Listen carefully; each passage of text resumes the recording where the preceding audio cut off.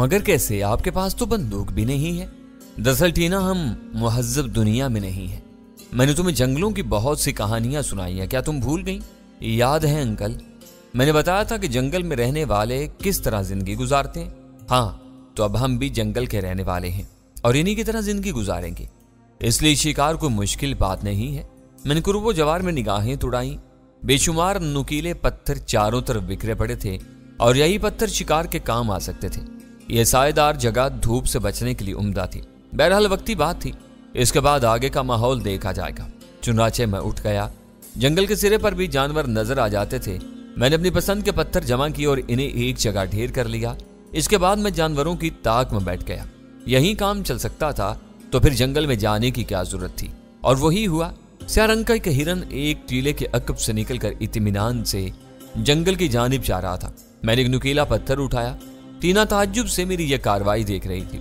हिरन कोई शुबा भी नहीं था कि वह यहाँ शिकार हो सकता है, लेकिन जब उसे पत्थर की सनसनाहट महसूस हुई तो दफातन उसने छलांग लगाई, लेकिन देर हो चुकी थी। पत्थर ने उसके सर के चीथड़े उड़ा दिए और वो एक लम्हे में जमीन पर गिर कर मर गया। टीना खुशी से चीख पड़ी और फिर वो दौड़ती हुई हिरन के करीब पहुंच गई। हाय अंकल, बेचारा मर गया। हमें इस बेचारे की जरूरत थी टीना। मैंने हिरन के पांव पकड़े और उसे घसीटता हुआ अपनी कयामगाह पर ले आया। यहाँ लाकर मैंने उसे एक तरफ डाल दिया और उसकी खाल उतारने के लिए किसी मुनासिब जगह की तलाश करता रहा। फिर टीना हैरत से मेरी वहशत खेजी देखती रही। हाथों का यह कमाल उसने कभी ना देखा होगा। मेरे हिरन की एक एक हड्डी तोड़कर रख दी, उसकी खाल खींच ली और उसके गोश्त के बड़े बड़े टुकड़े कर दिए। इसके बाद मैंने जंगल के सिरे पर खुश्क घास और दरख्तों की टहनियों को तलाश करके साए में दूसरी जगह जमा कर लिया और फिर चकमाक के जरिए इनमें आग लगाई। थोड़ी देर के बाद लकड़ियों ने आग पकड़ ली तो मैंने हिरन का गोश्त भूना और फिर भुना हुआ एक टुकड़ा टीना को पेश किया। टीना ने वो गोश्त पूरी दिलचस्पी से खाया। यूं लगता था जैसे वो किसी तफरीक गाह में आई हो। मैंने भी गोश्त खाया और आग को इस तरह बंद कर दिया कि वो रोशन रहे और बुझने ना पाए। और इसके बाद हम दोनों देर तक इब्तदाई दौर के इंसानों की बातें करते रहे। टीना मेरी कहानियां बड़ी दिलचस्पी से सुनती रही थी और दरमियान में मासूमाना अंदाज में सवालात करती जाती थी। जो शाम झुकती गई, माहौल खुनक होता गया। हालांकि दिन में अंदाजा होता था कि यहाँ सिर्फ गर्मी पड़ती होगी और सर्दी का नाम भी नहीं होगा, लेकिन सूरज डूबने के बाद से मौसम यकसर बदल गया और टीना होले होले कांपने लगी। मैंने उस सूरत हाल को देखकर एक बार फिर दरख्तों के इलाके का रुख किया और खुश्क टहनियां और घास काफी मिकदार में जमा कर ली। इसके बाद आग खोलकर इसमें चंद मोटी टहनियां डाल दी। आग तेज हो गई और थोड़ी देर के बाद सर्दी के असरात जाहिल होने लगे। सो जाऊं अंकल? टीना ने मुस्कुराते हुए पूछा। आराम से, तुम्हारा अंकल जाग रहा है, मैंने कहा और टीना ने पूरे एतमाद से आंखें बंद कर ली। आग से पैदा होने वाली रोशनी ने कुर्बो जवार का थोड़ा सा माहौल रोशन कर दिया था। सुर्ख रोशनी में टीना का मासूम चेहरा तमतमा रहा था। मैंने तारीक माहौल पर आखिरी निगाह डाली और फिर खुद भी खिसक कर लेट गया। काफी देर तक मेरा ज़हन ख्यालात में डूबा रहा और फिर आंखें खुद ब खुद बंद हो गई। आंखें बंद होने से कबल मैंने किसी दरिंदे के यहाँ तक आने के इम्कान पर भी गौर किया था और सोचा था कि इस दौरान होशियार रहूंगा, लेकिन होशियार न रह सका। और आंख उस वक्त खुली जब टीना की घुटी घुटी चीख उभरी। मैं उछल कर बैठ गया, लेकिन उसी वक्त एक नोकदार चीज मेरी गर्दन से आ लगी। मैंने आग के साए में अपने सामने दो इंसानी टांगे महसूस की थी, मोटी मोटी और बरहना टांगे। तब मैंने गर्दन उठाई। कभी हैकल शख्स अपने हाथों में पकड़ा हुआ हथियार मेरी गर्दन पर टिकाए खड़ा चमकदार निगाहों से मुझे देख रहा था। अजीबोगरीब हुलिये का मालिक था। बदन पर चीथड़े झूल रहे थे, बाल बिखरे हुए थे और इन चमकदार आंखों में एक अजीब सी वहशत थी। ताहम ना इसका रंग स्याह था और ना ही वो कदोखाल से किसी वैशी नस्ल का बाशिंदा मालूम होता था। मैं निगाहें घुमाई और टीना की जानिब देखा। टीना के गिर्द भी वैसे ही 3 आदमी खड़े थे और इनके हाथों में लंबे लंबे नेज़े थे और बदन पर लिबास नुमा चीथड़े झूल रहे थे। इनमें से बाज के बदन बिल्कुल बरहना थे, यानी चीथड़े ऐसी शक्ल इख्तियार कर गए थे कि इनसे सतर पोशी का काम भी नहीं लिया जा सकता था। बस अगर इन्हें लिबास कह दिया जाता तो इसमें कोई हर्ज भी नहीं था।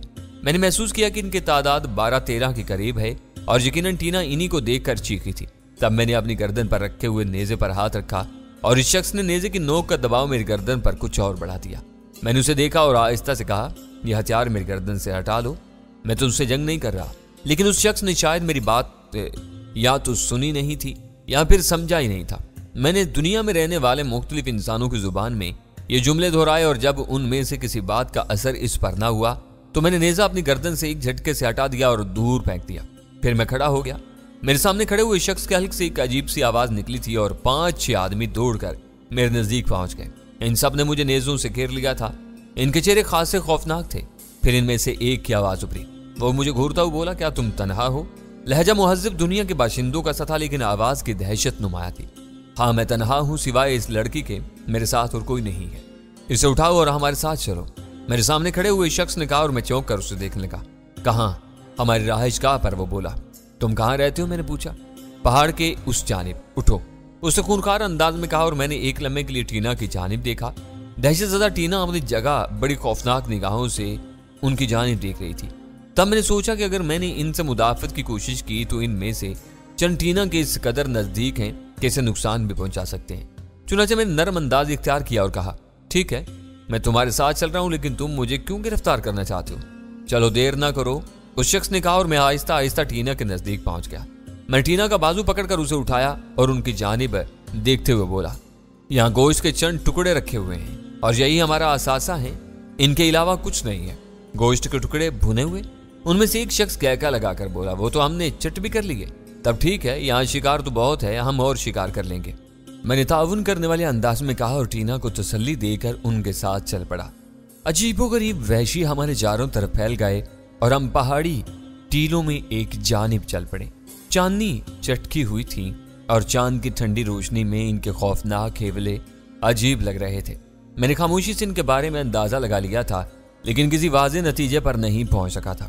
ان اونچے ٹیلوں کو عبور کرنا آسان نہیں تھا، خاص طور پر رات کی اس ملگجی روشنی میں، لیکن وہ ایک مخصوص سمت چل رہے تھے اور پھر ان ٹیلوں کے درمیان ایک دراڑ کے نزدیک پہنچ گئے۔ یہاں ایک لمحے کے لیے رکے اور اندر داخل ہو گئے۔ اس طرح ہمیں کسی ٹیلے پر چڑھنے کی زحمت نہ کرنا پڑی اور ہم ان کے دوسری جانب پہنچ گئے۔ ٹیلوں کی دوسری جانب چاندنی کے سائے میں ٹیلوں کے ساتھ لگے ہوئے چھوٹے چھوٹے پتھروں کے مکان بنے ہوئے تھے۔ یہ پتھر ٹیلوں سے چن چن کر جمع کیے گئے تھے اور ساحل کی گیلی ریت سے ان کے رکھنے بند کر لیے گئے تھے۔ اگر چاندنی نہ ہوتی تو وہ نظر بھی نہ آتے۔ اس کے علاوہ بھی وہاں کچھ اور آثار نظر آتے تھے جو اس تاریکی میں واضح نہ ہو سکے۔ مکانوں کے درمیان اور لوگ بھی چلتے پھرتے نظر آ رہے تھے۔ تب انہوں نے ایسے ہی ایک مکان کے سامنے پہنچ کر کہا، اندر جاؤ اور یہاں آرام کرو، تم ہمارے قیدی ہو، دن کی روشنی میں تم سے گفتگو کی جائے گی۔ چلو لڑکی تم ادھر آؤ، ٹینا سے کہا گیا، اور پہلی بار میں سنجیدگی سے ان کے بارے میں سوچنے لگا۔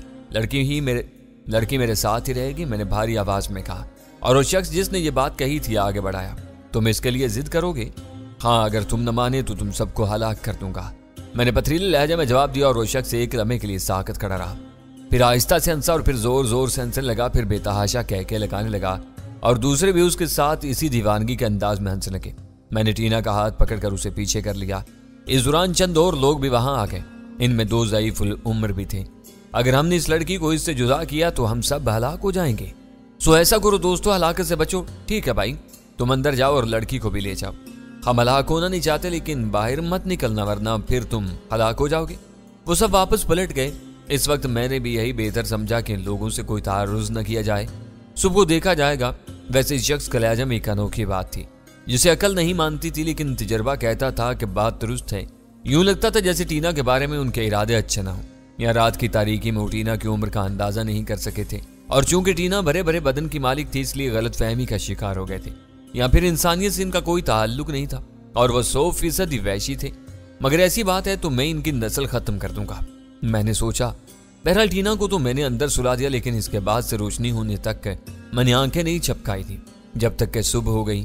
نکمے لوگ ہمارے ناشتے کے لیے کچا گوشت لائے جو سوکھا ہوا تھا۔ گوشت لانے والا ایک بوڑھا آدمی تھا، جو اچھی چیز ان کے پاس تھی وہ پانی کا ایک برتن تھا۔ صرف پانی دے دو، میں نے کہا۔ کیوں، خوراک نہیں لوگے؟ میں خود شکار کروں گا اور اسے بھون کر کھاؤں گا، میں نے کہا۔ ممکن ہے دوسرے تمہیں اس کی اجازت نہ دیں، بوڑھے نے کہا، اور میں نے حقارت آمیز نگاہوں سے اسے دیکھا۔ یہاں تمہاری تعداد کتنی ہے؟ 24 افراد ہیں۔ صرف 24؟ میں نے تنزیہ ہنسی کے ساتھ کہا، میں تم سب کو صرف چند منٹ میں ہلاک کر دوں گا، تم میں کس کی مجال ہے کہ مجھے روکے؟ بوڑھے نے رحم امیز نگاہوں سے مجھے دیکھا۔ غالباً وہ سوچ رہا تھا کہ میرا دماغ چل گیا ہے۔ پھر وہ ایک گہرا سانس لے کر بولا، تم یہاں کس طرح آ گئے نوجوان؟ ہمارا جہاز تباہ ہو گیا تھا، ہم ایک تختے کے سہارے بہتے ہوئے اس طرف آ گئے۔ کیا تم مجھے اس ماحول کے بارے میں کچھ بتا سکتے ہو؟ کیوں نہیں، یہ افریقہ کا علاقہ ہے، میرا خیال ہے تم نے اسے کوئی جزیرہ سمجھا ہوگا، لیکن یہ جزیرہ نہیں ہے بلکہ تاریک بر اعظم کا ایک غیر آباد ساحل ہے، ایسے دشوار گزار راستوں کے بعد کہ جنہیں عبور کرنا ناممکن ہے۔ اس لیے یہ علاقہ افریقہ کے وحشیوں کی پہنچ سے باہر ہے، یہاں سے صرف 90 میل کے فاصلے پر۔ अफ्रीकी कबाइल आबाद हैं, लेकिन एक खौफनाक घाटी हमारे और उनके दरमियान हायल है, इसलिए हम उनसे पूरी तरह महफूज हैं। खूब, तुम्हारी इनसे मुठभेड़ कभी नहीं हुई। बहुत दूर से हमने इन्हें और इन्होंने हमें देखा है, लेकिन ना हम इस तरफ जा सकते हैं और ना वो इस तरफ आ सकते हैं। तुम लोग कौन हो? 10-12 साल कबल हम भी इंसान थे, मुहज्जब थे और तहजीब की दुनिया में रहते थे। हमारा जहाज तबाह हो गया था और हम एक लाइफ बोट के जरिए यहाँ पहुंचे। बड़े खौफनाक मसाइब का सामना करना पड़ा। हम में से बहुत से मर गए, लेकिन यहाँ शिकार भी है, दरख्त भी और पानी भी, इसलिए जिंदा रहने में दिक्कत नहीं हुई। इब्तदाई 5 साल तो हम जिंदगी के लिए जतन करते रहे और मुहज्जब रहे, लेकिन इसके बाद ये सब इंसानियत के बंधन से आज़ाद हो गए। अब तो सिर्फ एक एहसास है, जब तक जिंदा हैं जिंदा रहें, एक दिन इसी खुश्क ज़मीन पर मर जाएंगे। पहले मरने वालों की तरह, चूंकि हम लोग जंगल में रहने वाले जानवर का शिकार करते हैं, इसका गोश्त सुखा लेते हैं और इस तरह साला साल की खुराक जमा कर ली गई है। हाँ, नुकीले पत्थरों की मदद से हमने पूरे 3 साल के अंदर एक गहरा कुआं खोद लिया है। इससे हम पीने का पानी निकाल लेते हैं और ये चीज़ इस पूरे इलाके में हमारे लिए सबसे कीमती है, क्योंकि यहाँ बारिश नहीं होती। तुम लोगों में कोई औरत नहीं है? पहले 3 औरतें थी, लेकिन वो जिंदा न बच सकी। तुम्हारे साथ भी वो कोई तारुज नहीं करते, लेकिन ये लड़की? बूढ़े ने तशवीश ज़दा निगाहों से देखा। इस लड़की की उम्र 11-12 साल से ज्यादा नहीं है, मैंने कहा, लेकिन वो लोग इंसानियत की सारी रसूमात भूल चुके हैं। काश तुम इसके साथ यहाँ ना आते और समंदर ही में मर जाते।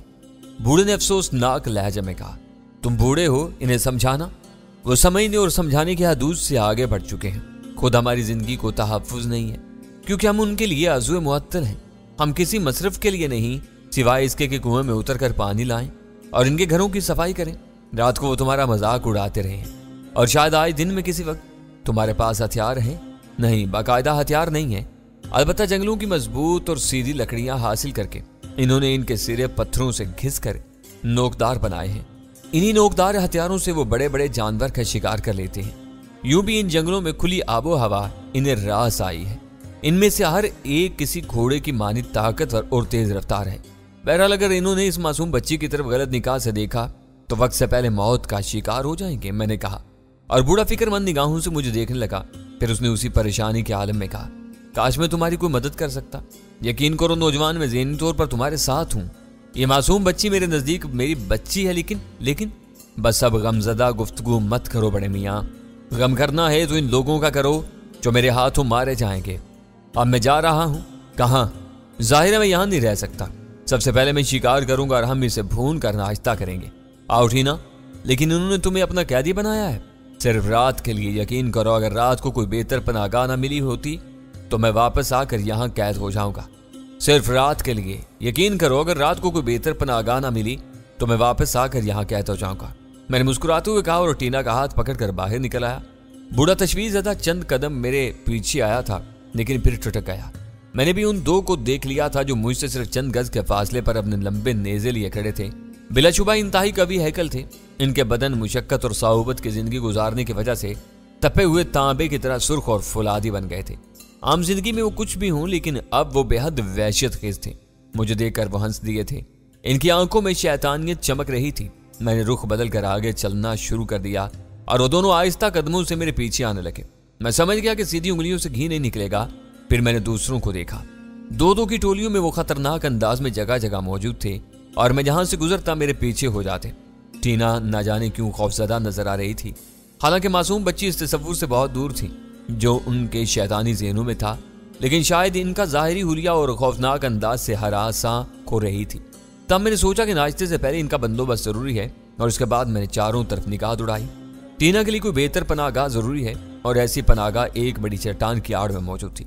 एक ऐसी जगह जिसे चट्टानी छतरी कहा जा सके।